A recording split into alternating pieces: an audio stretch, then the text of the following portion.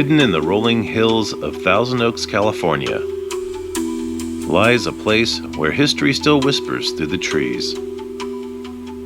Today we're exploring the Chumash Indian Museum, a cultural treasure that preserves the stories, art, and traditions of the Chumash people, one of California's oldest native tribes. The Chumash Indian Museum is a historical site and a living history center. The museum is dedicated to restoring and preserving an awareness of the Chumash people, along with their historical, cultural, material, and present-day influence. It also works to preserve the natural environment and historical significance of this site. But before that, we'll take a short walk to check out a replica of a Chumash home located at an actual ancient village site. The Chumash lived along the coast of California from Malibu to approximately Morro Bay, but also had villages in the interior, as well as on the Channel Islands. Well, I got here a little early. The museum is only open to the public on Saturday and Sunday from 10 to 4 and noon to 4. So I got here a little early on a Sunday and I'm just walking up the trail behind the museum. It's supposed to be a replica of a village back here, or at least some buildings, so I'm curious to see what that might be like. Make sure to watch to the end, where we'll hit the trail to search for ancient bedrock mortars, the real grinding site used hundreds of years ago to prepare food. The Chumash Trail takes visitors through the natural environment that made up the historical Chumash way of life. The trail is an easy quarter-mile hike. Along the path, visitors will pass by many of the California native plants that were used and continue to be used by the Chumash in their everyday life, including for consumption, ceremonial purposes, making fibers, and basket weaving. Okay, there it is.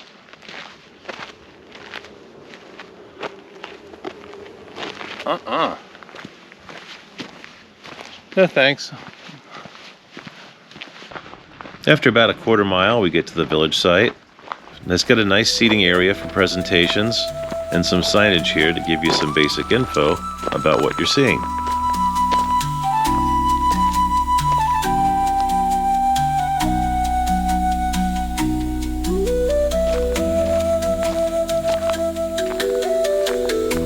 The Chumash home, or app, are built with willow branches formed into a dome-like shape and covered with layers of overlapping tulle. A hole at the top of the dome provides air circulation and can be covered with an animal skin when it rains. There's 2 replica homes here, but as I understand they've been damaged from a storm. So they're in the process of being rebuilt, but it's going slow and I think it takes a lot of work and kind of a lot of material. Normally these would be willow branches instead of rebar, making the dome frame. These representations are here in a actual village site of the Chumash from long ago. And it's beneath these beautiful trees with lots of shade. And this deep rut over here tells me they had a real reliable water source. That thing's quite deep.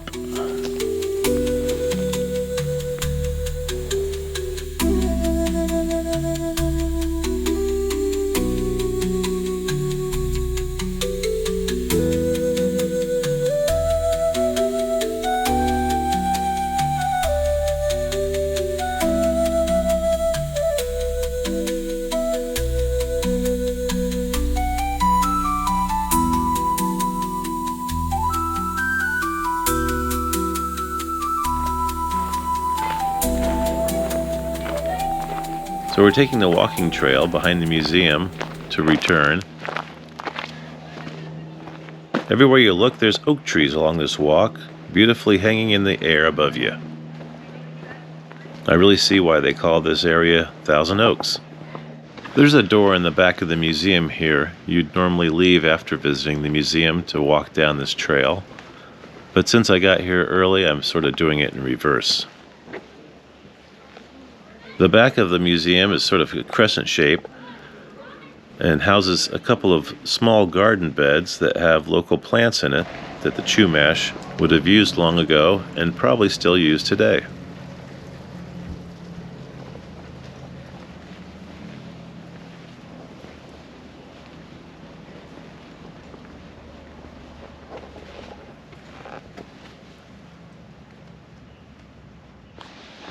From here I'll walk around the front so I can get a proper experience entering the front of the building. The light posts have these interesting designs on them, and it makes me wonder if these are taken from actual petroglyphs or painted caves or something like that. They're pretty interesting. Quite a nice looking building as you approach the front entrance. It's not a big museum, but it has some really nice information. This is the main room, and it's got several different displays on the Chumash culture. They had a real connection with the sea and got a lot of their bounty from the sea, I believe. A lot of fishing, a lot of trading with the Channel Islands.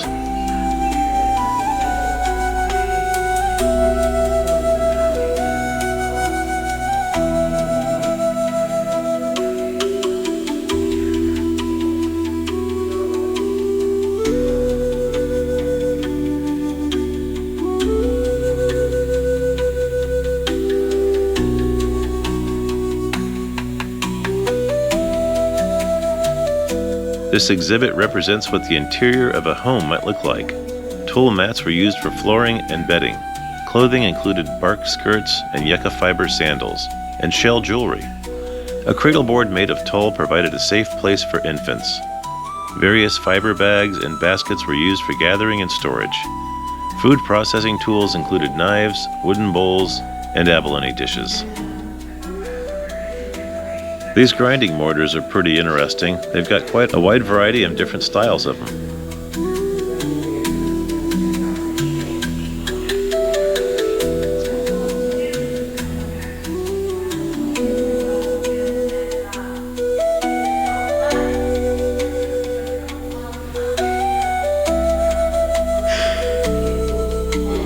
Since most people's heads are around the same size, using a basket hat to measure out seeds and nuts means everyone gets a fair trade. When you meet someone you would like to trade with, both of you take off your basket hats and use them to measure and trade.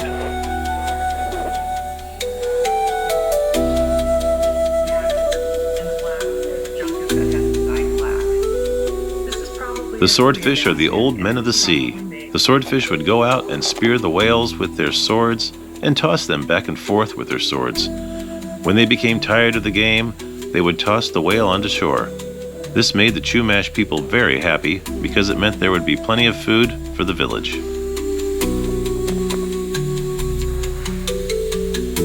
Really good collection of projectile points they used.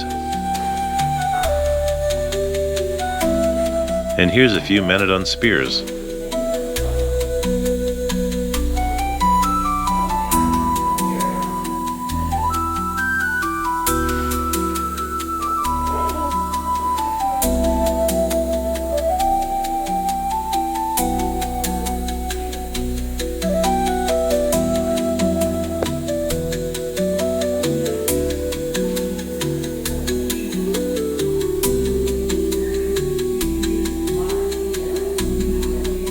Really interesting to see the similarities of what was used then and now.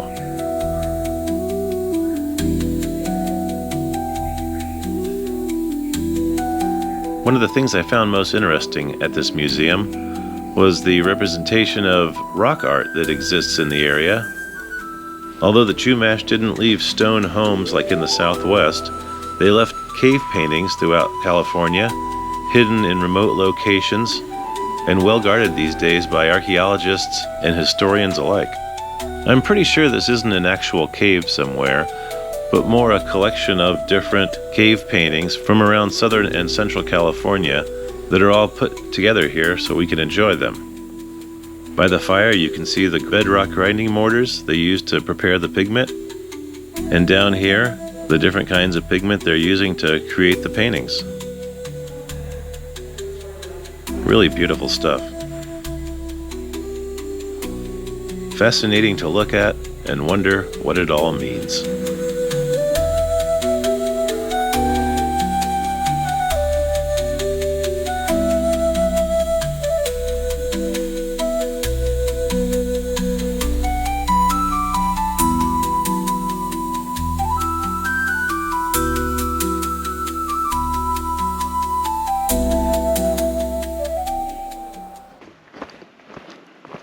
After my visit to the museum, I got some lunch and went to a nearby trail to look for something mentioned by a viewer.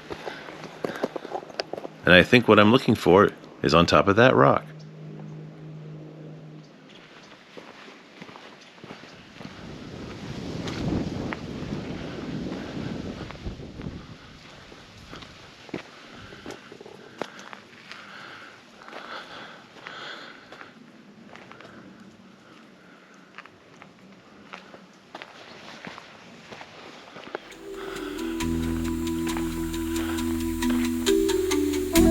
As I get close, I realize this is exactly what I was hoping to find, an actual bedrock mortar site.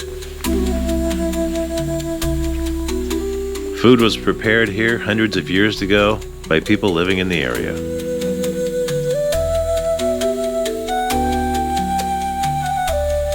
Well, the creek's located right down there and right here.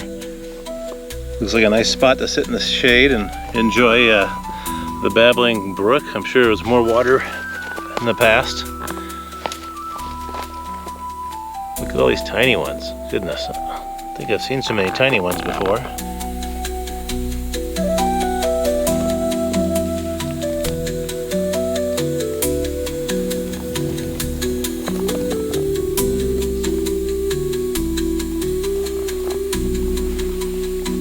Wow, that was really fascinating to be able to find this site and share it with you guys. Thanks for joining me on my visit to the museum today. If you're in the area, you should definitely check it out. And I look forward to you guys joining me for the next one. Take care.